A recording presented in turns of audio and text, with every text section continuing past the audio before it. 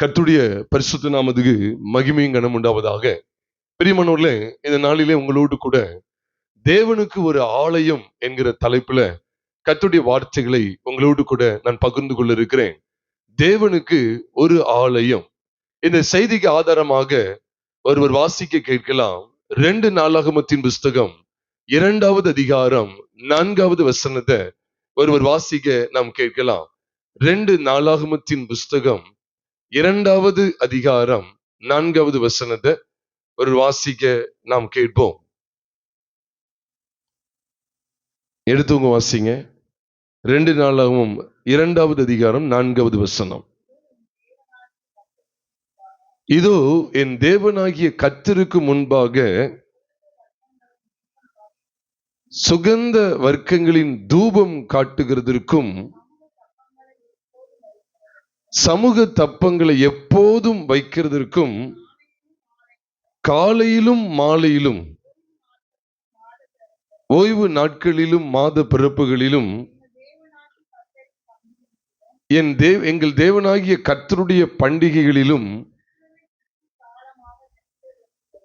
இஸ்ரவேல் நித்திய காலமாக செலுத்த வேண்டியபடி சர்வாங்க தகன பலிகளை செலுத்துகிறதற்கும் அவருடைய நாமத்திற்கு ஒரு ஆலயத்தை கட்டி அதை அவருக்கு பிரதிஷ்டை பண்ணும்படி நான் எத்தனித்திருக்கிறேன் என்று இங்கு சாலமோன் கூறுகிற அற்புதமான வாக்கியங்களை நீங்கள் நானும் பார்க்கிறோம். தேவனுக்கு ஒரு ஆலயம், இதைத்தான் உங்களோடு கூட நான் பகிர்ந்து கொள்ள இருக்கிறேன்.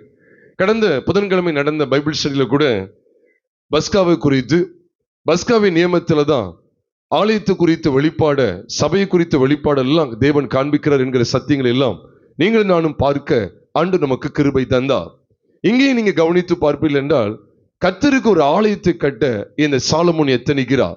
எதை தொடர்ந்து இவர் ஆலயத்தை கட்டும்படி இங்க 2வது அதிகாரத்துல காண்பிக்கப்பட்டிருக்கிறது என்று சொன்னால், 1வது அதிகாரத்துல அங்கே சாலமோன் கர்த்தருக்கு சர்வாங்க தகன பலிகளை செலுத்தி அவன் பலியிட்டான் என்று சொல்லி 6ஆம் வசனத்திலே நீங்களும் நானும் பார்க்கிறோம்.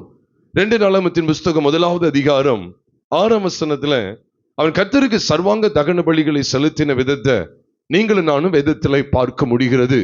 பிரியமானவர்களே, 1வது அதிகாரத்துல கர்த்தருக்கு பலிகளை செலுத்தி அவருக்கு பிரியமான ஒரு காரியத்தை செய்த மனிதனாய் காணப்பட்ட சாலமோன் அதை தொடர்ந்து கர்த்தருக்கு ஆலயத்தை கட்ட வேண்டும் என்கிற ஒரு எண்ணத்தோடு காணப்படுகிறார்.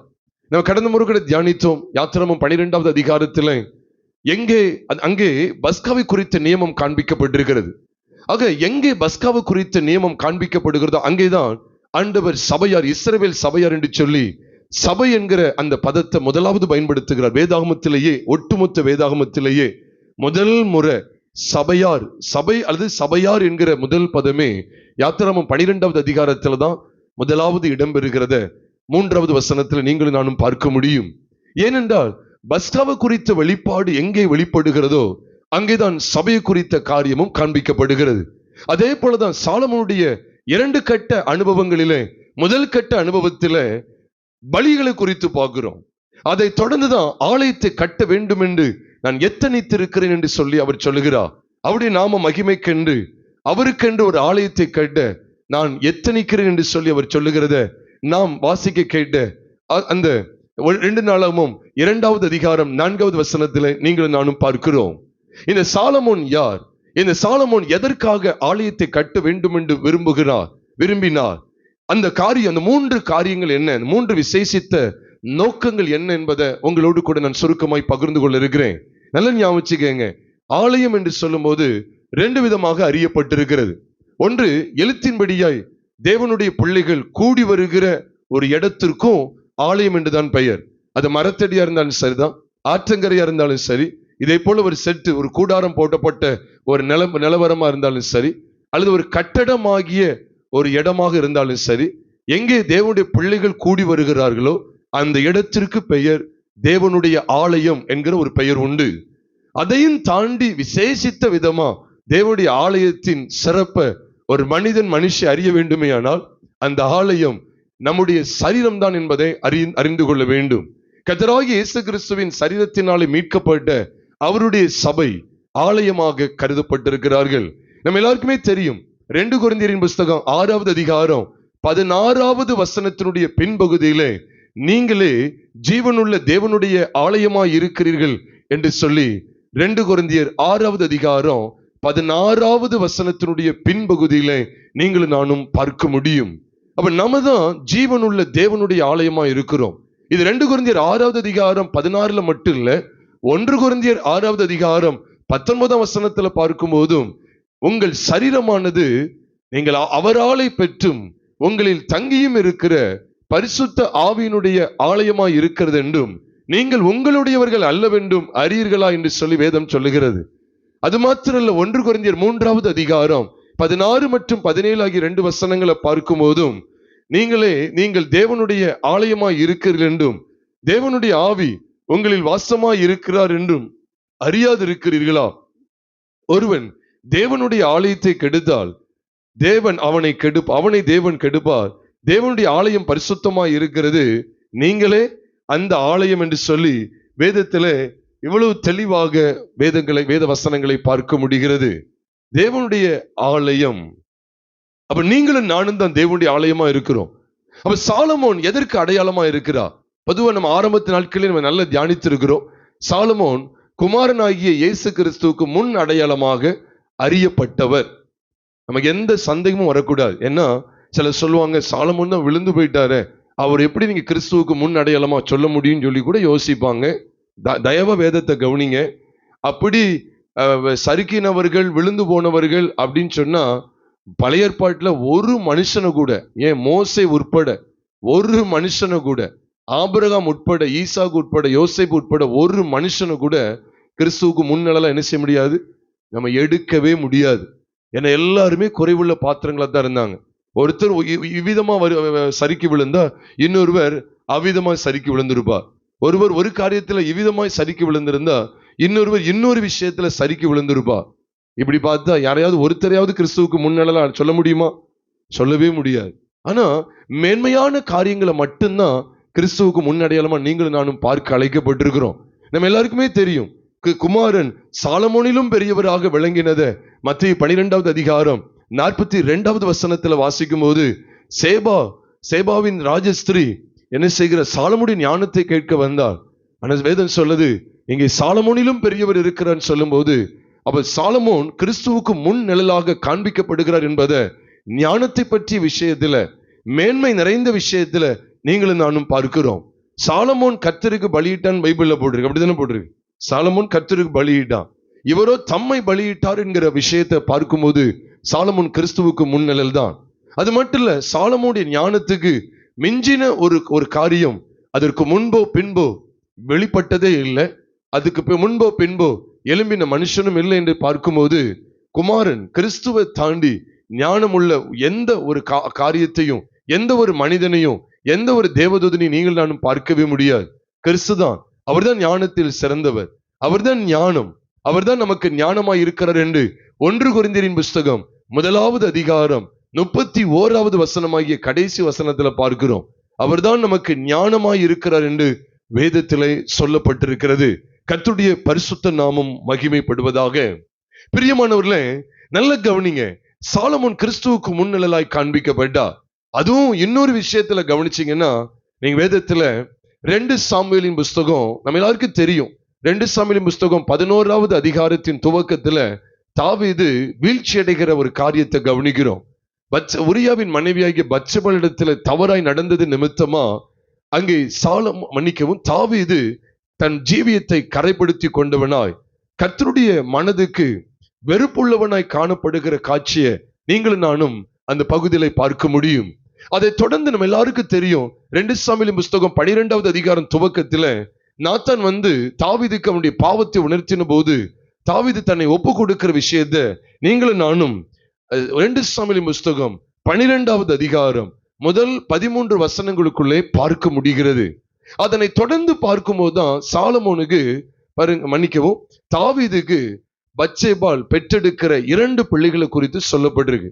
நல்லா ஞாபகம், முந்தின சரீரம் ஆவிக்குரியது அல்ல, பிந்தின சரீரமே ஆவிக்குரியது என்று சொல்லி 1 கொரிந்தியர் 15வது அதிகாரம் 46வது வசனத்துல நீங்களும் நானும் திட்டமும் தெளிவுமாக பார்க்க முடியும். அப்ப முந்தின சரீரம் எது? ஜென்ம சரீரம். முந்தின சாயல் எது? அது மாம்சத்துக்குரிய சாயல். அதனாலதான் தாவீது தவறு செய்து பாவத்தினால ஏற்படுத்தின அந்த வித்து, அந்த கர்ப்ப பிறப்ப தேவன் அடித்தாரா இல்லையா? அடித்தார்.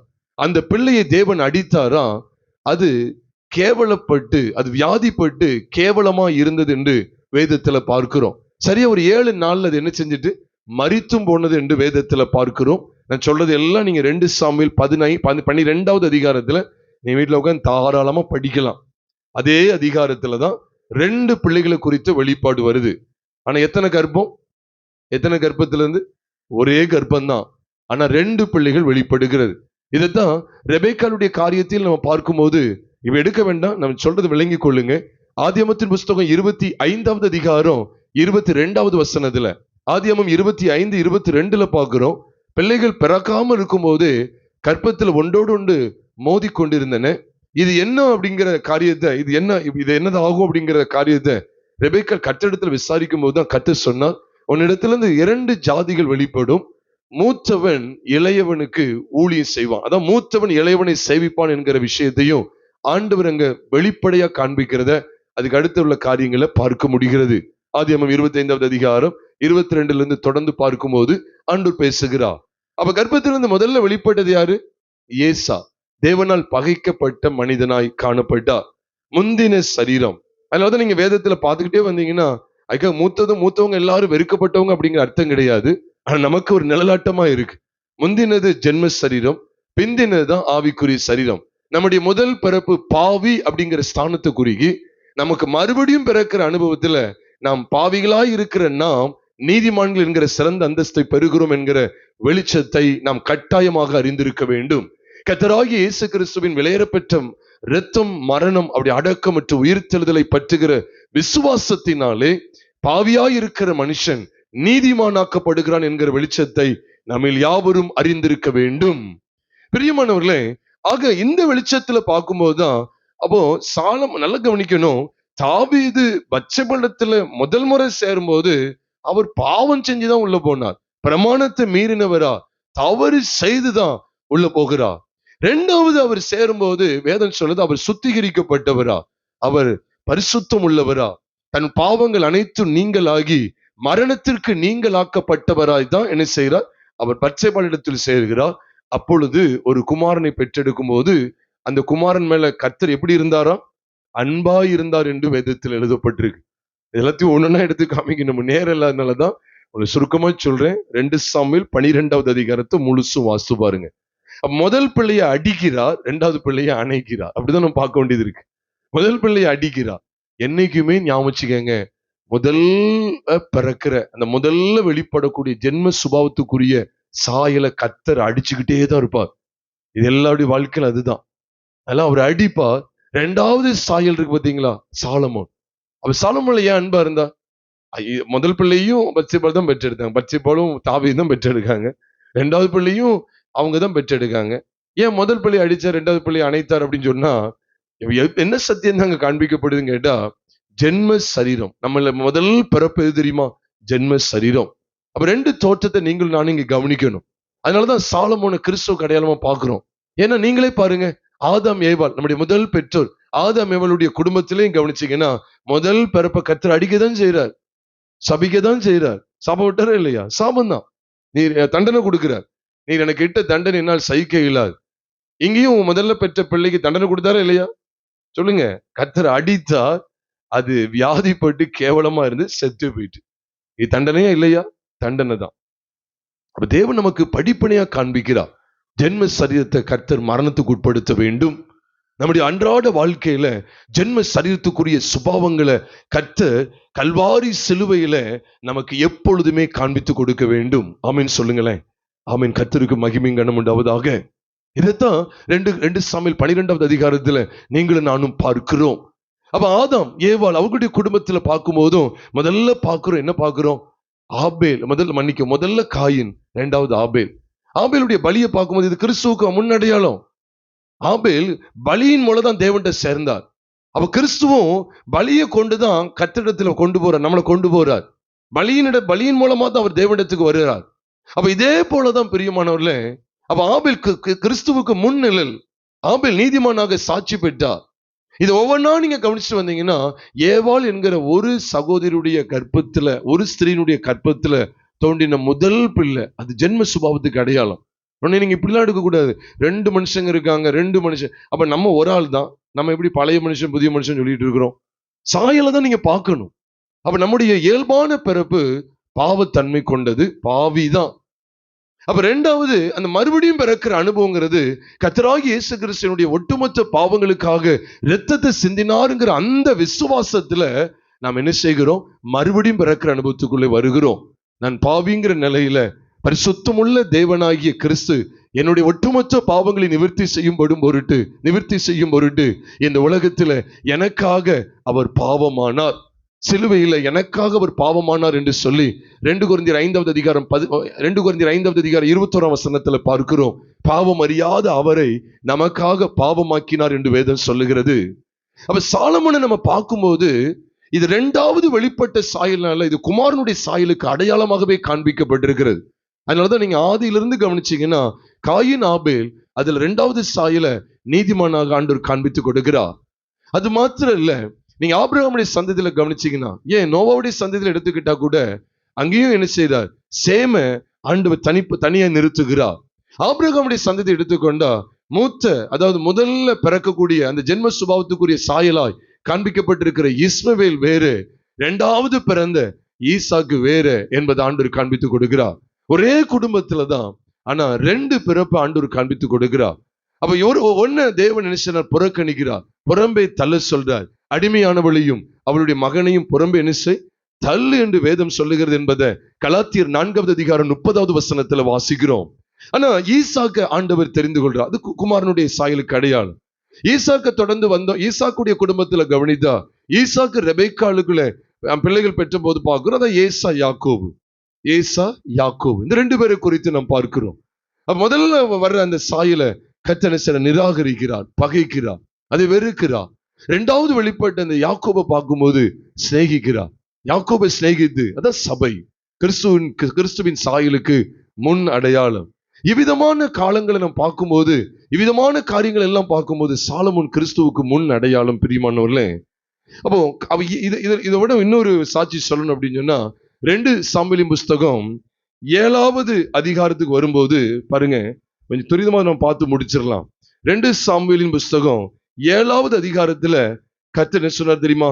நீங்க 12ஆம் வசனத்துல இருந்து பாத்தீங்கன்னா, 12ஆம் வசனத்துல நான் வாசிக்கிறேன் பாருங்க. 2 சாமுவேல் 7:12 நான் வாசிக்கிறேன். 12:13.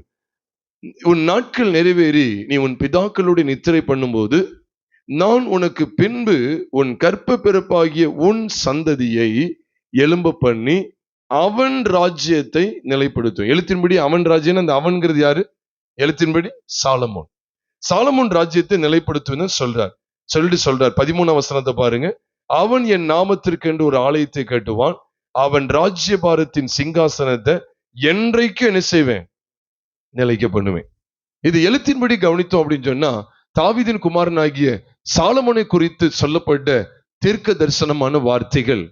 ஆனா இதே சத்தியத்தை நீங்கள் நானும் அப்போஸ்தலர் நடபடிகள் 2வது அதிகாரத்துக்கு வரும்போது அங்கே இதனுடைய வெளிச்சத்தை எவ்விதமா காண்பித்து கொடுக்கிறார் தெரியுமா?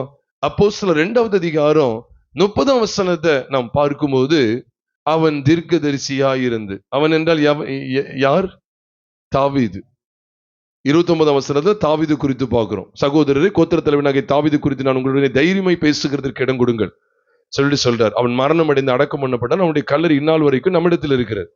சரி, அவன் அடக்கம் பண்ணப்பட்டான், எல்லாம் போட்டிருக்கு. அவன் மரிச்சான், அடக்கம் பண்ணப்பட்டான், எல்லாம் போட்டிருக்கு. அவன் கல்லறை இந்நாள் வரைக்கும் நம்மகிட்ட இருக்கு. அப்ப அடக்கம் பண்ண கட்டதுக்கு அப்புறம் அவனுக்கு அப்புறம் யார் வருவார் சிங்காசனத்துக்கு?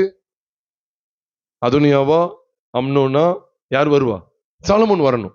இதான் தேவனுடைய ஒழுங்கு, தேவனுடைய திட்டம் இதுதான். அப்ப சாலமோன் வரணும். இங்க சொல்றாரு பாருங்க, அவன் அடக்கம் பண்ணப்பட்டான். 30ஆம் வசனத்துல சொல்றார், அவன் தீர்க்கதரிசியா இருந்து. முன்ன சொன்னா என்ன சொல்லிட்டு போயிருக்கான் தெரியுமா? அவன் செத்ததுக்கு அப்புறம் இது எழுதுறான்னு நினைச்சிடக்கூடாது. அவன் உயிரோடு இருக்கும்போது சொன்னதை அவர் ஞாபகப்படுத்துறார்.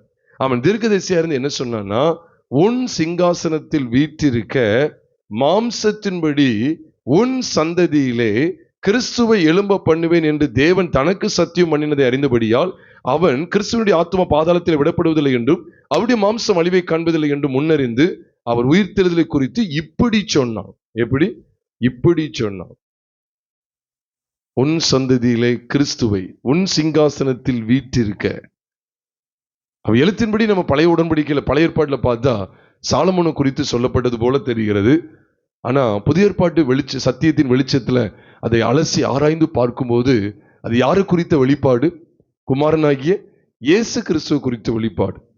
உன் சிங்காசனத்துல வீற்றிருக்க நான் பண்ணுவேன்னு சொல்லி கிறிஸ்துவ குறித்த ஒரு வெளிப்பாடு. அப்ப அவர் தான் ஆலயத்தை கட்டுவார். அப்ப உண்மையிலே சாலமோன் கிறிஸ்துவுக்கு முன்னிழல் அப்படின்னு சொன்னா, சாலமோன் கட்டின ஆலயமும் எதுக்கு அடையாளமாகவே இந்த இடத்துல காண்பிக்கப்படுகிறது? புது உடன்படிக்கையினுடைய சபைக்கு அடையாளமாக காண்பிக்கப்பட்டிருக்கிறது. எந்த சந்தேகமும் கிடையாது. அவர் தான் ஆலயத்தை கட்டுகிறார். அப்போ ஆலயத்தை கட்டும் போது முதல் பகுதியில பார்த்துட்டோம், சாலமோன் கிறிஸ்துவுக்கு முன்னிழல்னு சொல்லி. அப்போ இந்த ஆலயம் எதுக்காக தான் கட்டப்படணும்? இப்ப நம்ம அதைத்தான் நீங்க உன்னிப்பா பார்க்கணும். இந்த ஆலயம் சொல்லும் போது எந்த உடன்படிக்கையின் சபையை குறித்து பார்க்கிறோம்? சத்தமா சொல்லுங்க. என்ன சாலமோனை பழைய ஏற்பாட்டுல பார்க்கல, இப்போ சாலமோனை எங்க கொண்டு வந்தாச்சு? புதிய ஏற்பாட்டு கொண்டு வரும்போது கிறிஸ்துவின் சாயலுக்கு முன் அடையாளம், கிறிஸ்துவுக்கு முன் நிழல். அப்போ அவன் கட்டின ஆலயம் மட்டும் பழைய உடன்படிக்கையில இருந்த ஆலயத்துக்கு அடையாளமா எடுக்க முடியும்? இல்ல, புது உடன்படிக்கையின் அடையாளமா தான் எடுக்கணும் அப்படிங்கிறத திட்டவட்டமா நீங்களும் நானும் பார்க்கிறோம். ஆலையே இங்க கொண்டு வந்தாச்சுன்னா ஆலயத்தை கொண்டு வராம இருக்கிறதுல என்ன பிரயோஜனம் இருக்கு? பிரயோஜனமே இருக்காது. ஆலையே இங்க கொண்டு வந்து கடத்தியாச்சுன்னா அங்க உள்ள ஆலையே இங்க கொண்டு வந்து காமிச்சு கொடுத்தாச்சு. அந்த சிங்காசனத்துல வீற்றிருக்க கட்டளை பெற்றவர் கர்த்தராகிய இயேசு கிறிஸ்து. அப்ப அவர் சாலமோன் கட்டின ஆலயத்தை நம்ம கவனிச்சு பாருங்க. அந்த ஆலயம் 3 காரியங்களுக்காக தான் கட்டப்பட்டதான். நம்ம அந்த வசனத்தின் அடிப்படையில சொல்றேன். ஏன்னா நிறைய வேலைப்பாடு இருக்கு, நான் இல்லைன்னு சொல்லவே இல்லை. நீங்க உடனே இது வேற விதமா எடுக்க கூடாது. ஐயா இன்னைக்கு எங்க வெண்கல தொட்டி இருந்துச்சு, பலிபீடம் இருந்துச்சு, அதுக்கப்புறம் எனது திரைகள்ல மூடுறாங்க திறக்கிறாங்க, திரைகள் இருக்கு, அங்க குத்து விளக்கு ஏத்துனாங்க, எல்லாம் இருக்கு. ஆனா நம்ம வாசிக்க கேட்ட செய்திக்கு ஆதாரமாக வாசிக்க கேட்ட அந்த 2 நாளாகமும் 2வது அதிகாரம் 4ஆம் வசனத்துல மொத்தமா 3 காரியங்கள் தான் இருக்கு. கவனிச்சு வாங்க, நிச்சயமா அந்த செய்தி உங்களுக்கு ஆசீர்வாதமா, நம்ம எல்லாருக்கும் ஆசீர்வாதமாய் காணப்படும். பிரியமானவர்களே, ஆலயம் அப்படின்னு சொல்லும்போது நம்மளதான் ஆண்டு குறிக்கிறார். அப்ப நமக்குள்ள 3 காரியங்கள் நடந்து கொண்டே இருக்கணும்.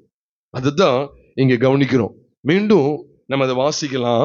2 நாளாகமத்தின் புஸ்தகம் 2வது அதிகாரம் நான் வாசிக்கிறேன் பாருங்க. 2 நாளாகமத்தின் புஸ்தகம் 2வது அதிகாரம் 4ஆம் வசனத்துல பின்பகுதியை பாருங்க. அவருடைய நாமத்திற்கு ஒரு ஆலயத்தை கட்டி அதை அவருக்கு பிரதிஷ்டை பண்ணும்படி நான் எத்தனித்திருக்கிறேன்னு சொல்றார். சொல்றேன், எங்கள் தேவன் எல்லா தேவர்களை பார்க்கிலும் பெரியவர், ஆகையால் நான் கட்ட போகிற ஆலயம் பெரிதா இருக்கும் சொல்றார். வானங்களும் வானாதி வானங்களும் அவரை கொல்லக்கூடாது இருக்க அவருக்கு ஒரு ஆலயத்தை கட்ட வல்லவன் யார்? இப்படிலாம் சொல்றார். நம்ம எல்லாருக்கும் தெரியும். ஆனா 2வது அதிகாரம் 4ஆம் வசனத்துல எதுக்காக அவருடைய நாமத்திற்கு ஒரு ஆலயத்தை கட்டி எதுக்காக அவருடைய நாமத்திற்கு என்றதை பிரதிஷ்டை பண்ணும்படி சாலமோன் எத்தனித்தார் அப்படின்னு சொன்னா, இங்க வெளிப்படையா வேதம் சொல்லுது. முதல் 3 காரியங்களை, மொத்தம் 3 காரியங்களை இந்த 4ஆம் வசனத்துல பார்க்கிறோம். முதல் காரியம் என்ன தெரியுமா? சுகந்த வர்க்கங்களின் தூபம் காட்டுதல். ஃபர்ஸ்ட் நீங்க ஷார்ட்டா எழுதிக்கலாம், தூபம் காட்டுதல். ரத்தின சுருக்கமா எழுதணும்னா தூபம் காட்டுதல். நீங்க விலாவரியா எழுதணும்னு நினைச்சீங்கன்னா சுகந்த வர்க்கங்களின் தூபம் காட்டுதல். 2வது என்ன தெரியுமா? அங்க என்ன? சமூக தப்பங்களை எப்போதும் வைக்கணும். அந்த வார்த்தையை ஞாபகம் வச்சுக்கோங்க. சமூக தப்பங்களை என்ன செய்யணும்? எப்போதும் வைக்கணும். 3வதும் கடைசியுமா என்ன சொல்லப்படுறது தெரியுமா? காலையிலும் மாலையிலும் ஓய்வு நாட்களிலும் மாத பிறப்புகள்லையும் எல்லா நாட்கள்லையும் பண்டிகைகள்லையும் இஸ்ரவேல் நித்திய காலமாக செலுத்த வேண்டியபடி எதை செலுத்துகிறது இருக்கும்? சத்தமா சொல்லுங்க. சர்வாங்க தகன பலிகளை செலுத்துகிறது இருக்கும். அப்போ 3 காரியங்கள் தான். நீங்க வேணா கொஞ்சம் கேப் விட்டுக்கங்க. 3 ஹெட்டிங்கை நீங்க போட்டீங்கன்னா கொஞ்சம் கேப் விட்டுக்கங்க. எனக்கு கீழே கொஞ்சம் வசனங்கள் எழுதுறது கொஞ்சம் கேப் வச்சுங்க. கொஞ்சம் வச்சா போதும், ரொம்ப வேண்டாம், கொஞ்சம் வச்சா போதும். முதல் காரியம் என்ன? சத்தமா சொல்லுங்க, தூபம் காட்டுதல். 2வது என்ன? சமூக தப்பங்களை வைக்குதல். முதல்ல தூபம் காட்டுதல். இதெல்லாம் எதுக்குள்ள நடக்கும்? உள்ளேயா இல்ல வெளியேயா? ஆமா, ஆசிரியப்பு கூடாது அந்த இதுக்குள்ளதான், தேவனுடைய ஆலயத்துக்குள்ளதான். அப்போ முதலாவது என்ன? தூபம் காட்டுதல். 2வது சமூக தப்பங்களை வைக்குதல். 3வது சர்வாங்க தகன பலிகளை செலுத்துதல். இதைதான் அங்க விலாவரி அங்க காண்பிக்கிறார். இந்த மூன்றும் கர்த்தருடைய ஆலயத்துக்குள்ள இடம் பெறணுமா வேண்டாமா? கட்டாயம் இடம் பெறணும். இதற்காக தான் நம்முடைய பரம சாலமோன் ஆலயத்தை கட்டும்படிக்கு எத்தனிக்கிறார். அப்ப உங்களுடைய என்னுடைய சரீரமானது பரிசுத்த ஆவியானவர் தங்குகிற ஆலயம் என்று வேதத்துல பார்க்கிறோமே. அப்ப இந்த ஆலயத்துக்குள்ள இந்த மூன்று விசேஷித்த காரியங்கள் கட்டாயம் காணப்பட வேண்டும். இதைத்தான் உங்களோடு கூட செய்தியின் வாயிலாக நான் பகிர்ந்து கொள்கிறேன். இருக்கிற நேரத்தை பொறுத்து சுருக்கமா தான், ரொம்ப நேரம் ஆகாது. ஒரு 8 மணி 8:05 எல்லாத்தையும் முடிக்கணும்னு நினைக்கிறேன். 8:10 எல்லாத்தையும் முடிக்கணும்னு நினைக்கிறேன். கர்த்தருக்கு ஸ்தோத்திரம். பிரியமானவர்களே, அப்போ சாலமோன் இங்க கட்டும்படியை எத்தனைக்கிற விதத்தை, அந்த நோக்கத்தை நம்ம கவனிக்கும் போது 3 விசேஷித்த காரியங்கள் இருக்கு. முதலாவது என்ன? தூபங்காட்டுதல், சுகந்த வர்க்கங்களின் தூபங்காட்டுதல். 2வது சமூக தப்பங்களை எப்பொழுதும் வைக்கணும். 3வது விசேஷித்த நாட்கள்ல எப்பவும் நித்தமும் என்ன செய்யணுமா? சர்வாங்க தகன பலிகளை செலுத்தணுமா. இந்த 3ஐயும் மறந்துடாதீங்க. இதுக்காக தான் ஆலயத்தை அவருக்கு கட்டி அவருக்கு நான் பிரதிஷ்டை பண்ணும்படி எத்தனிக்கிறேன்னு சொல்லி அவர் சொல்லுகிறார். அவர் நமக்கு நோக்கம் இருக்கு. நம்மளை குறித்த தேவ நோக்கம் தான் இங்க வெளிப்படுத்தப்பட்டிருக்கு. இப்ப எல்லாரும் சொல்லுங்க, தேவனுடைய ஆலயம் யாருதான்? நம்ம தான். அப்போ இந்த நமக்குள்ள இந்த 3 விசேஷித்த காரியங்கள் எப்பொழுதும் காணப்பட வேண்டும். சரி, தூபம் காட்டுதல் இருக்குது. எல்லாத்துக்கும் நான் இந்த வேத வசன விளக்கத்தை தான் உங்களோட பகிர்ந்து கொள்றேன். வேற எதுவும் இல்லை, வேத வசன விளக்கம் தான். இப்ப தூபம் காட்டுதல் அப்படின்னு சொல்லும் போது, இந்த தூபத்துக்கு உண்மையான வியாக்கியானம் பரிசுத்த பைபிள்ல இருக்கு. அது என்ன அப்படின்னு கேட்டா, ஜெப வாழ்க்கை. நீங்க தாராளமா சைட்ல குறிச்சுக்கலாம், எந்த சந்தேகமும் நமக்கு வேண்டாம். தூபம் காட்டுதல் அப்படின்னு சொன்னாலே நம்முடைய ஜெப வாழ்க்கை. தேவ சமூகத்துல ஜெபிக்கிறோமா? இது எப்படி ஜெப வாழ்க்கை சொல்றீங்கன்னு கேட்டீங்கன்னா, தாவீது பாருங்க, சங்கீதம் 141 சங்கீதம் 2ஆம் வசனத்துல சொல்றார், என் விண்ணப்பம் தூபமாகவும் என் கையெடுப்பு அந்த அந்தி பலியாகவும் உமக்கு ஏறெடுக்க கடவுள் சொல்லி அவர் பேசுகிறார். சங்கீதம் 141 சங்கீதம் 2ஆம் வசனத்தை எடுத்தீங்கன்னா உடனே வாசிங்க. சங்கீதம் 141:2. என் விண்ணப்பம் உமக்கு முன்பாக தூபமாகவும் பாத்தீங்களா, என் கையெடுப்பு அந்தி பலியாகவும் இருக்க கடவுள். அப்ப என் விண்ணப்பம் உமக்கு முன்பாக எப்படி எழும்புது? தூபமாகும். இப்ப தூபம் சொல்லும் போது கீழ் நோக்கி போவாது, மேல் நோக்கி போகும், எலும்பும். இப்ப பக்கத்துல எலும்புது இல்ல, இந்த புகையை பார்க்காம அதே மாதிரி என்னன்னா மேல் நோக்கி என்ன செய்யும்? எலும்பும். அது அப்படியே என்ன செய்யும்? அந்த புகை அப்படி என்ன செய்யும்னா இங்க கீழே தாழ்வா போவாது, அது மேல் நோக்கி தான் என்ன செய்யும்? எலும்பும். அப்போ அது எதை குறிக்க அப்படின்னு சொன்னா, பூமியில் இருக்கிற மனுஷனுக்கும் தேவனுக்கும் தொடர்பு உண்டு. இது இந்த இடத்துல மட்டும் இல்ல, தாவீதுக்கு கிடைச்ச வெளிப்பாடு மட்டும் இல்ல. யோவான் ஸ்நானகன் மன்னிக்கவும், யோவான் அப்போஸ்தலனாகிய யோவான் வெளிப்படுத்தல் அவர் கண்ணால பார்க்கிறார். நீங்க வெளிப்படுத்தல் 8வது அதிகாரம் 3 மற்றும் 4ஆம் வசனத்தை பாருங்க. வெளிப்படுத்தல் 8வது அதிகாரம் 3 மற்றும் 4வது வசனத்தை நானா வாசிக்கிறேன். 3 மற்றும் 4. வேறொரு தூதனும் வந்து தூபம் காட்டும் பொற்கலசத்தை பிடித்து பலிபீடத்தின் படியிலே நின்றான். சிங்காசனத்திற்கு முன்பாக இருந்த பொற்பிடத்தின் மேல் சகல பரிசுத்தவான்களுடைய ஜெபங்களோடும் செலுத்தும்படி மிகுந்த தூபவர்க்கம் என்ன செய்யப்பட்டது? அவனுக்கு கொடுக்கப்பட்டது. சகல பரிசுத்தவான்களுடைய ஜெபங்களோடு செலுத்துகிறதுக்கு அந்த மிகுந்த தூபவர்க்கம் கொடுக்கப்படுது. தூபவர்க்கம் போட போடதான் அதான் தூபம் காட்டுறது. இந்த தூபவர்க்கம் இல்லைன்னா சாம்பிராணி இல்லாம புகை வருமா? வராது. சும்மா நெருப்பு பற்ற வச்சாலாம் புகை வராது. சாம்பிராணி அங்கே போட போட என்ன செய்யும்? புகை அப்படி அடிச்சு பொத்துக்கிட்டு வரும். அதே மாதிரிதான் இங்க தூப வர்க்கம் போட போட என்ன உண்டாகும்? தூபங்கள் எழும்ப ஆரம்பிக்கும். சகல பரிசுத்தவான்களுடைய ஜெப வாழ்க்கை. அதுக்கு அடுத்த வசனத்தையும் பாருங்க, 4ஆம் வசனத்துல, அப்படியே பரிசுத்தவான்களுடைய ஜெபங்களோடும் செலுத்தப்பட்ட தூப வர்க்கத்தின் புகையானது தூதனுடைய கையிலிருந்து தேவனுக்கு முன்பாக என்ன செஞ்சுட்டு எழும்பிட்டு. அப்போ என்ன சொல்றேன்னா, இன்டர்லிங்க்ட். The incense அப்படிதான் சொல்ல வேண்டியது இருக்கு. The incense and the prayer life of the saints of God are interlinked, are inseparable. ரெண்டும் சேருது, ரெண்டும் சேர்ந்து both of them are joined together to be rising upward அப்படின்ட்டு சொல்லிடலாம். அந்த அளவுக்கு அது மேலோக்கி எழும்புவதற்கு ரெண்டும் ஒன்றை இணைஞ்சிட்டு அதோட இது சேருது. ரெண்டும் இணைஞ்சுதான் தூபவர்க்கும் பரிசுத்தனுடைய ஜெபம் ரெண்டும் இணையுது. இன்னொரு சந்தேகம் இருந்தா நீங்க இன்னும் தெளிவா உங்கள்ட்ட பகிர்ந்து கொள்றேன். இதுக்கு முன்னால வாங்க, இதே வெளிப்படுத்தல் 5வது அதிகாரம் 8வது வசனத்தை நம்ம பார்க்கும்போது நான் உங்களுக்காக வாசிக்கிறேன். வெளிப்படுத்தல் 5வது அதிகாரம் 8ஆம் வசனத்தை உங்களுக்காக நான் வாசிக்கிறேன். அங்க சொல்லப்பட்டிருக்கு, தெளிவா இருக்கு பாருங்க. அந்த புஸ்தகத்தை அவர் வாங்கின போது அந்த 4 ஜீவன்களும் 24 மூப்பர்களும் தங்கள் தங்கள் சுரமண்டலங்களையும் பாத்துக்கங்க, பரிசுத்தவான்களுடைய ஜெபங்களாகிய தூப வர்க்கத்தால். எப்படி இங்க ரொம்ப நேர்த்தியாவே கொடுத்துட்டார். பரிசுத்தவான்களுடைய ஜெபங்களாகிய தூப வர்க்கத்தால் நிறைந்த பொற்கலசங்களையும் பிடித்துக் கொண்டு ஆட்டுக்குட்டியானவருக்கு முன்பாக வணக்கமாய் விழுந்துன்னு போட்டிருக்கு. அப்ப பரிசுத்தவான்களுடைய ஜெபங்கள் எதுதான்? தூபம் இருக்கும். அதனாலதான் தூபம் காட்டுறது தான் ஃபர்ஸ்ட் கொண்டு வர்றார். முதல்ல தேவனுக்கும் நமக்கு இடையில இருக்கிற உறவு எவ்வளவு மேன்மை பார்த்தீங்களா? இந்த 3 விசேஷ காரியங்களை இதை தாண்டி கிடையாதுங்க. நீ ஆலயத்துல அந்த பணி செஞ்சேன், இந்த பணி செஞ்சேன், என்னமும் இருக்கட்டும். இங்க பாத்ரூமை கழுவி விட்டேன், அப்புறம் தூத்தம் பெருக்கினேன், இங்க பாய் விரிச்சேன், இங்க சேர போட்டேன், எதுவும் இருக்கட்டும். 3 விசேஷித்த காரியங்கள் இந்த ஆலயத்துக்குள்ள காணப்பட்டே ஆகணும். அவர் சாலமோன், நம்முடைய பரம சாலமோன் எதற்காக எத்தனிக்கிறார்? 2 நாளாகமம் 2வது அதிகாரம் 4ஆம் வசனத்துல ஏதோ தாவீதின் குமாரனாகி சாலமோன் எத்தனிக்கிறத நீங்க பாத்துறாதீங்க. நமக்கு கிடைக்கிற ஒரு ஆழ்ந்த வெளிச்சம். அவர் எத்தனிச்சாருன்னா நம்ம எழுத்தின்படி தூபருக்கு தான் கொண்டு வரணும். காலை மாலையும் பலி செலுத்தணும். எந்த பலி? சர்வாங்க ஆட்டை தான் கொண்டு வரணும். அது கொண்டு வரக்கூடாது. நம்ம அந்த எழுத்தின்படி சாலமோனை பார்க்கல. அந்த சாலமோனை புதிய ஏற்பாடு வெளிச்சத்துல பார்த்த குமாரன் எதுக்காக இந்த ஆலயத்தை கட்டும்படி வாஞ்சிக்கிறார்? குமாரன் யாருடைய மகிமை கண்டு இந்த ஆலயத்தை கட்டும்படி எத்தனிக்கிறார்? தேவனுக்கு மகிமை உண்டாகும்படிக்கு இந்த ஆலயத்தை, சரீரமாகிய ஆலயத்தை கட்டும்படி அவர் எத்தனிக்கிறார். என்ன நோக்கம்? பல பணிவிடைகள் அங்க இருந்தாலும் 3 விசேஷித்த நோக்கம். அதை தான் கொஞ்சம் ஒன்னொன்னா பார்த்துட்டு இருக்கிறோம். முதல் காரியம் என்ன தெரியுமா? தூப வர்க்கம். இது ஜெப வாழ்க்கையை குறிக்கும். ஆனால் சில பரிசுத்தவனுடைய வாழ்க்கையை, நான் புக் ரீடிங் அதிகமா பண்ணுவேன். பரிசுத்தவனுடைய வாழ்க்கையை பார்த்தா என் பேக்ல கூட ஒரே ஒரு இந்த புக் இருக்கும், சின்ன புக் இருக்கும், பவர் த்ரூ பிரேயர் அப்படின்னு சொல்லி இருக்கும். எம்மாதம் ஃப்ரீயா இருந்து அப்படி நான் வாசிப்பேன். அதுல கிரேட் மென் ஆஃப் பிரேயர் அப்படின்னு இருக்கும் பாருங்க. அது தலைப்பில் நான் வாசித்தேன். இப்போ இல்லை, முன்னாலே நான் கொஞ்சம் நிறைய வாசித்திருக்கிறேன். வாசிக்கும் போது பரிசுத்தவன்கள் எவ்வளவு பயங்கரமா ஜெப வாழ்க்கையில் இருந்திருக்காங்க தெரியுமா?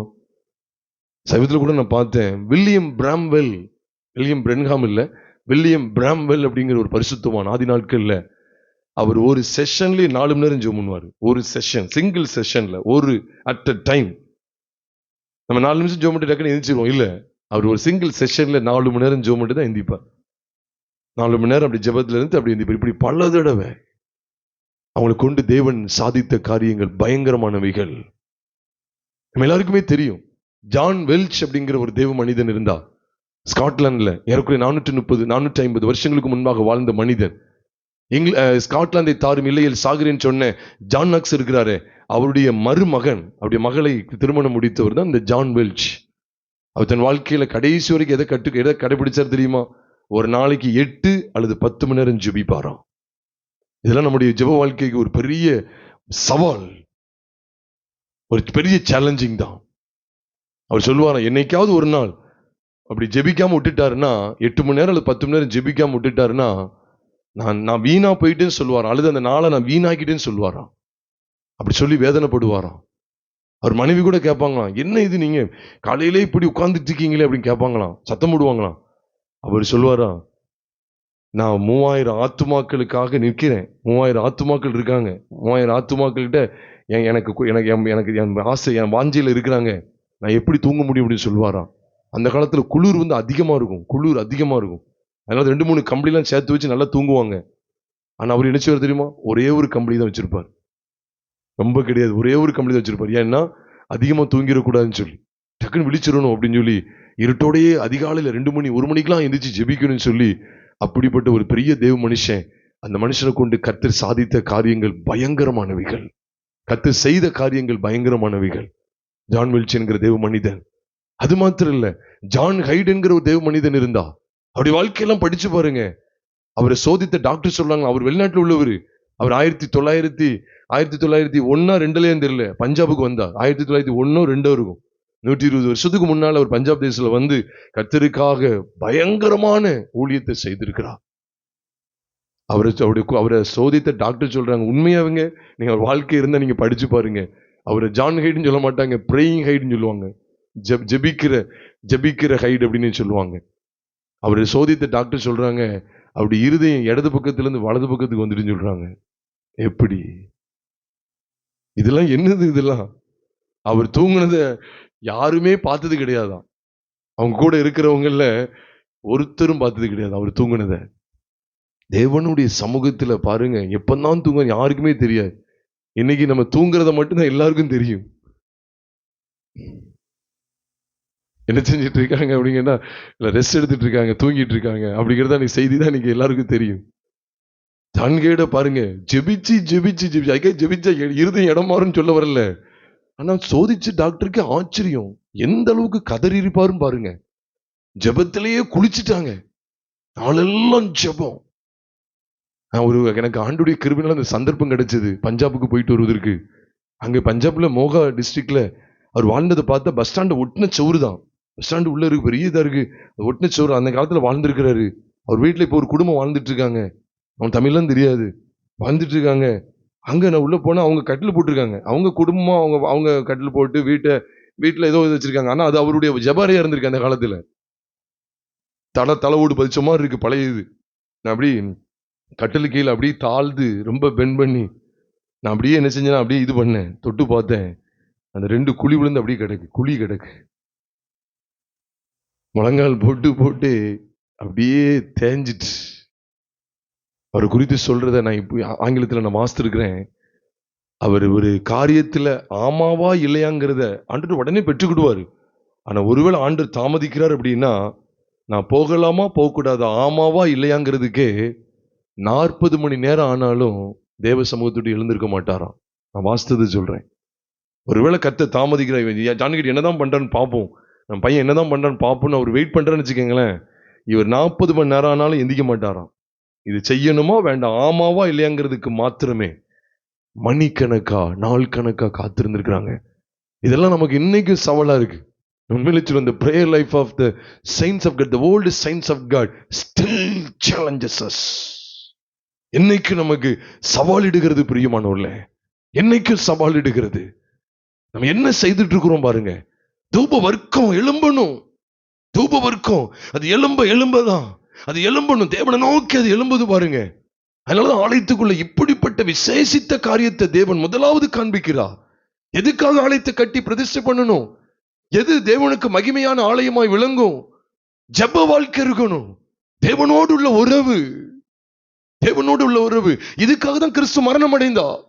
அடிக்கடி தியானித்த வசனம் தான் 1 பேதுரு 3வது அதிகாரம் 18ஆம் வசனம் சொல்லுது. 1 பேதுரு 3:18 சொல்லுது, கிறிஸ்துவும் நம்மை தேவனிடத்தில் சேர்க்கும்படி அநீதி உள்ளவர்களுக்கு பதிலாய் நீதி உள்ளவராய் பாவங்களின் நிமித்தம் ஒரு தரம் பாடுபட்டார். அவர் மாம்சத்தில் கொலையுண்டு ஆவியிலே உயிர்ப்பிக்கப்பட்டார். என்ன நோக்கம்? கிறிஸ்துவும் நம்மை தேவனிடத்தில் சேர்க்கும்படி. தூப வர்க்கம் இந்த இதுக்காக தான், தேவனிடத்துல சேர்க்கிறதுக்காக தான். ஜெபம் தேவனிடத்துல நம்மை கொண்டு போய் சேர்க்கிறது, நம்மை தேவனோடு கூட இணைத்து விடுகிறது. அதான் சொல்லணும், prayer is nothing but the link, a linker that connects God, that connects us with God. நம்மை தேவனோடு இணைக்கிறது. அப்படிதான் சொல்ல வேண்டியது இருக்கு. அதுதான் ஜெபம். நம்ம சொல்றோம் வேல்ஸ் தேசத்தை இவான் ராபர்ட்ஸ் பெரிய இது அசைச்சார்னு சொல்றோம். நம்ம அதைத்தான் கவனிச்சுட்டு இருக்கோம். அவர் நான் வாழ்ந்த நாட்கள்ல வேல்ஸ் தேசத்துல ஏற்பட்ட எழுப்புதல பார்த்தா பயங்கரம். சொல்லணும்னா மகிமை. தியேட்டர்லாம் பூட்டிட்டாங்க. கேளிக்கை கூறிகள் எல்லாம் அசிங்கமான இடங்கள் எல்லாமே இழுத்து பூட்டிட்டாங்க. பயங்கரமான ரிவைவல். இந்த மனுஷன் என்ன செய்வார் தெரியுமா? சும்மா ஒரு அதிகாரம் ஒரே ஒரு வசனத்தை வாசிட்டு இருப்பாரு. ஒரு நாளைக்கு 13 மணி நேரம் ஜெபிப்பாராம். அவருடைய வாழ்க்கையை நான் படிச்சேன். ஒரு நாளைக்கு 13 மணி நேரம் தேவ சமூகத்துல காத்திருப்பாராம். எவ்வளவு பயங்கரமான கிரியைகளை தேவனுக்காக நடப்பித்திருக்கிறாங்க பாருங்க. பரிசுத்தவான்கள் தேவனோடுள்ள ஐக்கியத்துல, ஜோனத்தன் எட்வர்ட்ஸ் சொல்லுவாங்க, ஒரே வருஷத்துல 3000 ஆத்துமாக்களை சபை கொண்டு வந்தாராம். நல்லா வெட்கப்படுறேன். எங்க கூட்டம் வரலங்கிறதுக்காக அப்படி இல்லை, உண்மையில வெட்கப்பட வேண்டியது இருக்கு. அப்படிப்பட்ட ஒரு மகத்துவமான ஊழியத்தை செய்ய முடியாம இருக்கிறோமோன்னு சொல்லி ஒரு நாளைக்கு 10 மணி நேரம் ஜெபிப்பாராம். ஜோனத்தன் எட்வர்ட்ஸ் குறித்து நான் வாசித்திருக்கிறேன். தினந்தோறும் 10 மணி நேரம். ஏதோ ஒரு நாள் அப்படி நல்லா உற்சாகமா அப்படி இருந்துட்டு போனது கிடையாது. தினந்தோறும் 10 மணி நேரம் தேவ சமூகத்துல ஜெபிப்பாங்க. நீங்க 10 மணி நேரம் ஜெபிக்க முடியல இருந்தா இருக்கு. இதுதான் தூக்கி காமிக்க வேண்டியது இருக்கு. இது எல்லாத்தையும் என்ன செஞ்சிடும்? தூக்கிடும். இது எல்லாத்தையும் தூக்கிடும். இதுதான் நம்ம பார்க்க வேண்டியது. பிரியமானவர்களே, நம்முடைய வாழ்க்கை எப்படி இருக்கும் பாருங்க. முதல் காரியம் தான் தூபம் காட்டுதல். பரிசுத்தவான்களின் ஜெபங்களாகிய தூபம் இருக்கும். இதுதான் எப்பொழுதும் ஏறெடுக்கப்பட்டுக்கிட்டே இருக்கணும். அதுலதான் போட்டிருக்கு சுகந்த வர்க்கங்களின் தூபம் காட்டுதல்னு இருக்கு. அதுதான் அதை உன்னிப்பா கவனிக்க வேண்டியது. சுகந்த வாசனம் அப்படிங்கிறது பலியினாலதான் ஏற்படும். சுகந்த வர்க்கம், சுகந்தம் அப்படின்னாலே எதுலதான் வரும் தெரியுமா? பலியில தான் வருமா. பைபிள்ல இருக்கு. ஆதியாகமத்தின் புஸ்தகம் 8வது அதிகாரம் 20ஆம் வசனத்தை வாசிக்கும் போது அங்கு சொல்லப்பட்டிருக்கு, நோவா சுத்தமான பறவைகள், அந்த பறவைகள் சில மிருகத்தெல்லாம் என்ன செய்யறாரு, பலியிடுறாரு. அப்பொழுது கர்த்தர் சுகந்த வாசனை முகர்ந்தாருன்னு போட்டிருக்கு. சுகந்த வாசனை எதுல இருக்கு தெரியுமா? பலியில தான் இருக்கு. அப்ப அதோடு சேர்ந்த பரிசுத்த வாழ்க்கையோடு இணைந்த ஜெப வாழ்க்கை. அதனாலதான் நீங்க பாத்தீங்கன்னா ஜெப வாழ்க்கையை காமிச்சு கொடுக்கும்போது பாத்தீங்களா, பரிசுத்தவான்களுடைய ஜெபங்கள் தானே போட்டிருக்கு. பாத்தீங்களா? அதுல நீங்க 2 இடத்துலயுமே வெளிப்படுத்தல பாருங்க. யோவான் காண்கிற தரிசனத்தை பாத்தீங்கன்னா பரிசுத்தவான்களுடைய ஜெபங்களோடு, ஏன்னா துன்மார்க்குடைய பலி கர்த்தருக்கு அருவருப்பானது, செம்மையானவர்களின் ஜெபமும் அவருக்கு பிரியம். வேதத்தை கேளாதபடி தன் செவி விளக்கினுடைய ஜெபமும் அருவருப்பானு சொல்லி தான் நீதிமொழிகள் 28:9 வாசிக்கிறோம். அப்போ எதுதான் அவருக்கு பிரியம்? செம்மையானவர்களின் ஜெபம் தான் பிரியம். அதனால தூப வர்க்கத்தை காமிச்சு கொடுக்கும் போது துன்மார்க்கருடைய ஜெபங்களை காமிச்சு கொடுக்கல, பரிசுத்தவான்களுடைய. அதான் சுகந்த வர்க்கம். அப்ப பலியிடப்படுகிறது, அங்கதான் பரிசுத்தம் விளங்குது, அங்கதான் சுகந்த வாசனை கர்த்தர் முகர்ந்தான்னு சொல்லி அங்க ஆதியாகமத்தின் புஸ்தகம் 8வது அதிகாரம் கடைசி பகுதியில் வாசிக்கிறோம். பலியில தான் சுகந்த வாசனை இருக்கு. பலிதான் சுகந்த வாசனை. இதுதான் எபேசியர் 5வது அதிகாரம் 2ஆம் வசனத்தை வாசிக்கும் போது கிறிஸ்துவும் தம்மை சுகந்த வாசனையான காணிக்கையாகவும் பலியாகவும் தேவனுக்கு ஒப்பு கொடுத்து அன்பு கூர்ந்தது போல நீங்களும் அன்பிலே நடந்து கொள்ளுங்கள் போட்டிருக்கு. எங்க? எபேசியர் 5வது அதிகாரம் 2ஆம் வசனத்துல. எப்படி தேவனுக்கு தன்னை ஒப்பு கொடுத்தாராம்? கிறிஸ்துவன் தம்மை என்ன செஞ்சாராம்? ஆமா, எப்படி? சுகந்த வாசனையாகவும் காணிக்கையாகவும் ஒப்பு கொடுத்து அன்பு கூர்ந்தாராம். 2வது நாம் பார்க்கிறோம், சமூக தப்பங்களை எப்பொழுதும் வைக்கணும். அந்த காலத்துல ஒரு வழக்கம் இருந்துச்சு. நான் சொல்றது நீங்க வீட்டுல போய் கூட தியானிச்சு பாருங்க. 6 அடுக்கு அப்பங்களை சமூகத்தப்ப மேஜையில வைப்பாங்க. சமூகத்தப்ப மேஜைன்னு ஒரு மேஜை உண்டு, நம்ம எல்லாருக்குமே தெரியும். அது யாத்திராகமம் 25வது அதிகாரத்துல அங்க ஆண்டவர் ஆசரிப்பு கூடாரத்தின் பனிமூட்டிகளை செய்ய சொன்ன அளவுகள்லாம் காண்பிக்கப்பட்ட இடத்துல நீங்க தாராளமா பார்க்க முடியும். முதலாவது அவர் சொல்லும்போது மகா பரிசுத்த ஸ்தலத்துக்கான வேலைகளை குறித்து சொல்றார். உடன்படிக்கை பெட்டி, அந்த பெட்டியை சுமக்கக்கூடிய 2 தண்டுகள், பெட்டியை துவக்கக்கூடிய 2 தண்டுகள், அதில் தொடர்ந்து வரக்கூடிய கிருபாசனம், கேருபீன்களை குறித்து ஆண்டு சொல்லிட்டு அதுக்கப்புறம் சமூகத்தப்ப மேஜையை குறித்து குத்துவிளக்கு குறித்து எல்லாம் பேச ஆரம்பிப்பா. இது யாத்திராகமம் 25வது அதிகாரத்துல இருக்கு. அப்ப சமூகத்தப்ப மேஜை எதுக்கு தெரியுமா? அப்போ சமூக தப்பம் இது பரிசுத்த ஸ்தலத்தில் இருக்கக்கூடியது. நல்லா கவனிச்சுவாங்க. இது எங்க கூடிய இருக்கக்கூடியது? பரிசுத்த ஸ்தலத்தில் இருக்கக்கூடியது. அப்ப பரிசுத்த ஸ்தலத்துல வேதம் என்ன காண்பித்து கொடுக்கு அப்படின்னு சொன்னா, சமூகத்தப்ப மேஜையில 6 அடுக்கு அப்பங்களை வைப்பாங்க. மறந்துடாதீங்க, வேற அதிகமாலாம் வைக்க மாட்டாங்க. நீங்க ஒருவேளை இதுக்கு விளக்கம் உங்களுக்கு தெரியணும் அப்படின்னா லேவியராகமம் 24வது அதிகாரத்தை குறிச்சுக்கங்க. லேவியராகமம் எத்தனாவது அதிகாரம்? 24வது அதிகாரத்தை குறிச்சுக்கங்க. முதல்ல ஒரு 10-12 வசனங்களை வாசித்து பாருங்க. சமூகத்தப்ப அப்ப மேஜையில எத்தனை அப்பங்களை வைப்பாங்க தெரியுமா? 6 அடுக்கு அப்பங்களை 2 அடுக்கா வைப்பாங்களாம். 6 அடுக்கு அப்பங்களை வைப்பாங்க. அந்த அப்பங்களுக்கு மேலதான் தூப வர்க்கத்தை போடுவாங்கலாம் இருக்கு. இப்ப அதெல்லாம் குறித்து எடுக்கல, ஆனா அங்க இருக்கு. லேவியராகமம் 24வது அதிகாரத்துல இருக்கு. குத்துவிளக்கு குறித்து முதல்ல பேசுறாரு. அதுக்கு இடித்து பிழிந்த தெளிவான ஒளிவனியை கொண்டு வரணும்னு சொல்லிட்டு அதை தொடர்ந்து வாசித்தா தெளிவா இருக்கு. மேஜை மேல எத்தனை அப்பங்கள் இருக்கணும் சொல்லுங்க? மொத்தம் எத்தனை இருக்கணும்? 12 இருக்கணும். அதை 2 அடுக்கா வைக்காங்க. இங்கிட்ட 6, இங்கிட்ட 6. அப்ப இந்த 12 அப்பங்கள் எதுக்கு அடையாளமா இருக்கு அப்படின்னா அப்போஸ்தலருடைய உபதேசத்துக்கு அடையாளமா இருக்கு. எந்த சந்தேகமும் கிடையாது. ஏன்னா ஆண்டவர் தம்முடைய உபதேசத்தை எங்கதான் கொடுத்தாரு. அதனாலதான் அப்போஸ்தலருக்கு உபதேசத்தை கொடுத்தாருன்னு பைபிள்ல இருக்கு. ஒப்புரவாக ஆண்டவர்களுக்கு ஒப்புரவாகளின் உபதேசங்களுக்கு தந்தா, ஊழியத்தை தந்தான்னு சொல்றார். அப்போஸ்தலர் சொல்றார். அப்ப அப்போஸ்தலருடைய உபதேசத்துல அவங்க உறுதியா தரித்திருந்தாங்க. அப்போஸ்தலர் 2வது அதிகாரம் 42ஆம் வசனத்தை பார்க்கும்போது அவர் எல்லாரும் அப்போஸ்தலருடைய உபதேசத்திலும் அந்யோன்யத்திலும் அப்பம் விற்குதலிலும் ஜெபம் பண்ணுதலிலும் உறுதியாய் தரித்திருந்தார்கள் சொல்லி அப்போஸ்தலர் 2வது அதிகாரம் 42ஆம் வசனத்துல வாசிக்கிறோம். அப்ப சமூக தப்பத்துல ஏன் 12 இருக்கு? ஒரு 13 வைக்க கூடாதா? நல்லா சாப்பிட்டுக்கலாமே? அப்படி கிடையாது. ஒழுங்கு யாரும் மாற்றக்கூடாது. அது ஏன் எப்பொழுதும் வைக்கணும்னு போட்டிருக்குன்னா, தாவீதுடைய நாட்கள்ல தாவீதுக்கு அவனோடு இருந்த மனுஷர்களுக்கும் பசி உண்டாயிட்டு என்ன செய்யணும் தெரியல. உடனே என்ன செய்றாங்க? ஆசாரின்ட்டு வர்றார். நோபில் இருக்கிற ஆசாரின்ட்டு வர்ற அகிமெலேக்குன்னு போட்டு ஒரு இடத்துல அபிமெலேக்குன்னு இருக்கு. அவர்கிட்ட வந்து அப்பம் இருக்கான்னு கேட்க, அப்படி சொல்ல அப்பம் வேற இல்லை. எங்க இருக்கு? சமூகத்து அப்பம் தான் இருக்கு. அதை தவிர வேற அப்பம் எதுவும் இல்லை அப்படின்னு சொன்னோன்னே, நீங்க சுத்தமா இருந்தா நான் தந்துருந்தேன்னு சொல்றாரு. உடனே நாங்க சுத்தமா இருக்கோம்னு சொன்னோன்னே சமூக தப்பத்தை வாங்குறாங்க. அப்பதான் அதுல ஒண்ணு எழுதப்பட்டிருக்கு, அப்பம் எடுக்கப்படுற நாள்ல அதுக்கு பதிலாக சூடாக வேற அப்பங்கள் அங்க என்ன செய்யப்படணும்? வைக்கப்படும். இது அந்த காலத்துடைய ஒழுங்கு. இன்னைக்கு பைபிள் வாசித்தேன் ஜெபம் பண்ணேன் அப்படிங்கிறது அப்படியோட போறது இல்லை. சமூகத்து அப்பங்கிறது வார்த்தையை குறிக்கி. எல்லாத்தையும் சொல்ல இன்னைக்கு டைம் இல்லை. அப்பங்கிறது வார்த்தையை குறிக்கி. நம்ம எல்லாருக்குமே தெரியும். யோவான் 6வது அதிகாரம் குறிச்சுக்கங்க. யோவான் சுவிசேஷம் 6வது அதிகாரம் 48ஆம் வசனத்திலிருந்து தொடர்ந்து 52 வரைக்கும் நீங்க வாசிக்கும் போது ஜீவ அப்பம் நானேன்னு சொல்லி கர்த்தர் சொன்னார். அப்ப இந்த ஜீவ அப்பம் நானேன்னு உங்களுக்கு புரியுதா? அப்ப இந்த ஜீவ அப்பமாகிய கிறிஸ்து தான் 12 பேரை ஆர்டைன் பண்றார், நியமிக்கிறார். 12 பேரை நியமிச்சு இந்த 12 பேரை கொண்டுதான் நிருபங்களை எல்லாம் கொடுத்து என்ன செய்யறார்? இவங்க மூலமா அல்ல யாராவது ஆண்டு தெரிந்து அவங்க மூலமா கர்த்தருடைய வார்த்தைகள் கடந்து போகணும்னு சொல்லி அவங்க மூலமா தான் கர்த்தர் தமது வார்த்தைகளை முழு உலகத்துக்கும் கொண்டு போகிறார். கர்த்தருடைய பரிசுத்த நாமத்துக்கு மகிமை கனம் உண்டாவதாக. அப்போ இந்த சமூகத்தப்ப எதுக்கு அடையாளமா இருக்கு? வார்த்தை. முதல்ல பார்த்தோம் ஜெபம், ஜெப வாழ்க்கை. இப்ப வேத வாசிப்பு, வேத தியான வாழ்க்கையை பார்க்கிறோம். அப்ப முதல்ல ஜெப வாழ்க்கையிலையும் எதுதான் காண்பிக்கிறாரு? பரிசுத்தவான்கள். அப்போ அப்படி ரத்தத்தினாலே கழுவப்பட்ட பரிசுத்தவான்களுக்கு எழுதுகிறதாவதுன்னு சொல்லிதான் அங்க பேதுரு தன்னுடைய நிருபத்தை ஆரம்பிக்கிறார். அப்போ ரத்தத்தினால கழுவப்பட்டவங்க பரிசுத்தவான்கள். பரிசுத்தவனுடைய ஜெப வாழ்க்கை. அப்போ குமாரனுடைய பலியில தான் அந்த ஜெப வாழ்க்கை இருக்கு. கிறிஸ்துவ நம்மை தேவனிடத்தில் சேர்க்கும்படி. அப்ப இந்த ஜெப வாழ்க்கை எங்கதான் இருக்கு? குமாரனுடைய மரணத்தை பற்றுகிற விசுவாசம். இரண்டாவது, இங்க சமூகத்தப்பத்தை பார்த்தாலும் ஜீவ அப்பம் வெளிப்படாம இந்த சமூகத்தப்பம் கிடையாது. ஜீவ அப்பம் வெளிப்பட்டாதான் இந்த 12. குமாரன் இல்லாம இங்க 12 அப்போஸ்தலர் எங்க? அவங்க எங்க வர முடியும்? இவர் வந்தா ஏற்படுத்த. அப்ப ஜீவ அப்பம் இந்த 12 அப்பங்கள் ஏற்படுத்த. அப்போ வார்த்தைக்கு முக்கியத்துவம் கொடுக்கணும். வேத வாசிப்பு. உண்மையிலேயே பிரியமானவர்களே, நம்ம எல்லாம் வேதத்தை அதிகமா வாசிக்க வேண்டியது இருக்கு. வேதத்தை அதிகமா தியானிக்க வேண்டியது இருக்கு. வேதத்தோடு ஒட்டி கொள்ளணும். இதுக்குதான் இந்த ஆலயத்தை கட்டி எழுப்ப வாஞ்சிக்கிறா. எவ்வளவு நேர்த்தியா இருக்கு பாருங்க. அப்ப இந்த சமூகத்தப்போ அதனாலதான் நான் நினைக்கிறேன் 1 சாமுவேல் 21வது அதிகாரம் 9ஆம் வசனம் நினைக்கிறேன். எடுத்தீங்கன்னா கொஞ்சம் பாருங்க.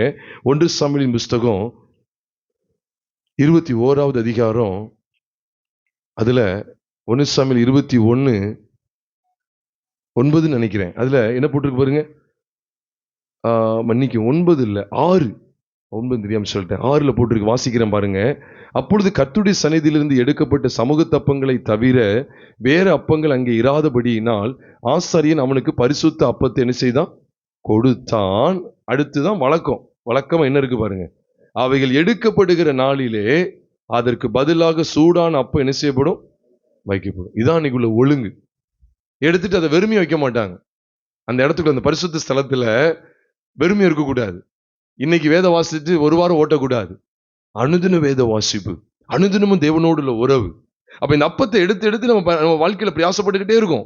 நம்முடைய பயணத்தில் அப்பத்தை எடுத்து சாப்பிட்டுக்கிட்டே இருக்கும். அப்படித்தானே? ஒரு பிரச்சனைக்கு ஒரு அப்பத்தை எடுத்து சாப்பிடுறோம், மேற்கொள்றோம். அடுத்த ஒரு அப்பத்தை எடுத்து சாப்பிட்டுக்கிட்டே இருக்கும். இது எடுக்கப்பட்ட நாள்ல உடனே அடுத்த அப்பங்களை என்ன செய்யணும்? அடுத்த தேவ சமூகத்தை உட்கார்ந்துடணும். அடுத்த அப்பத்துக்காக காத்திருக்கணும். அப்பங்களை பெற்றுக்கொண்டே இருக்கணும்.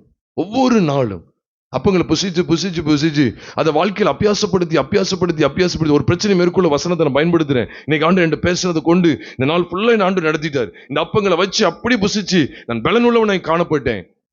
நாளைக்கு வெறுமையா இருக்கக்கூடாது. அடுத்து உடனே அந்த நாள்ல அதான் வேற அப்பம் வச்சிடணும். உடனே தேவ சமூகத்துக்கு வந்துடணும். அதான் இல்ல போட்டிருக்கு. தேவ சமூகத்து அப்பங்களை எப்பொழுதும் வைக்கிறதுக்குன்னு வார்த்தை இருக்கு பார்த்தீங்களா? எப்பொழுதும் வைக்கிறதுக்கும். அப்ப எனி டைம் வார்த்தையில நிரம்பி இருக்கிற அனுபவம். மறந்துடாதீங்க பிரியமானவர்களே.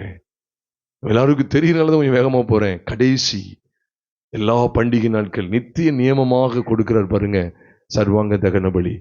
நம்ம எல்லாருக்கும் தெரியும் சர்வாங்க தகன பலினாலே குமாரன் நமக்காக பலியான விதம். உண்மையா இல்லையா? எத்தனையோ பலிகள் இருக்கு. அதுல சர்வாங்க தகன பலி விசேஷம் என்ன தெரியுமா? சுட்டரிக்கப்படணும். பலி சுட்டரிக்கப்படும்.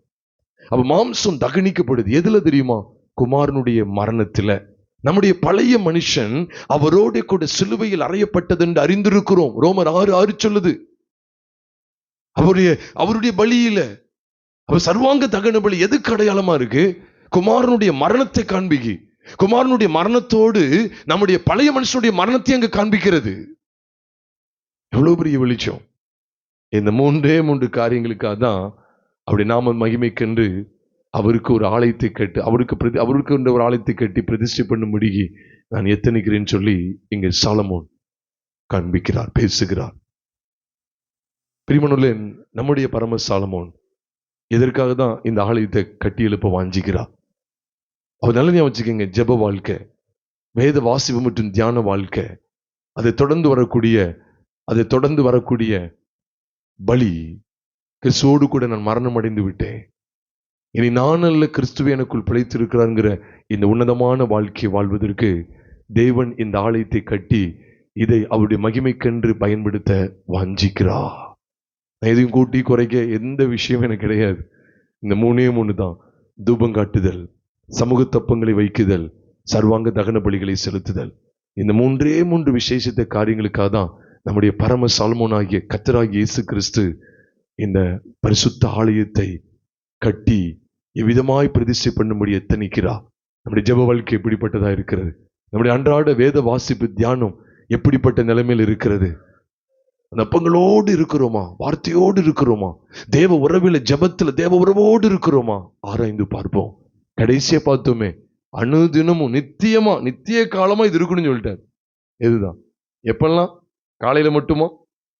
காலையிலும் மாலையிலும், ஓய்வு நாட்கள்ல, மாத பிறப்புகள்ல, பண்டிகை நாட்கள்ல, எல்லா இதுலயும் நித்திய காலமா. வார்த்தையை பாருங்க, நித்திய காலமா செலுத்த வேண்டியது என்ன தெரியுமா? சர்வாங்க தகன பலிகள்.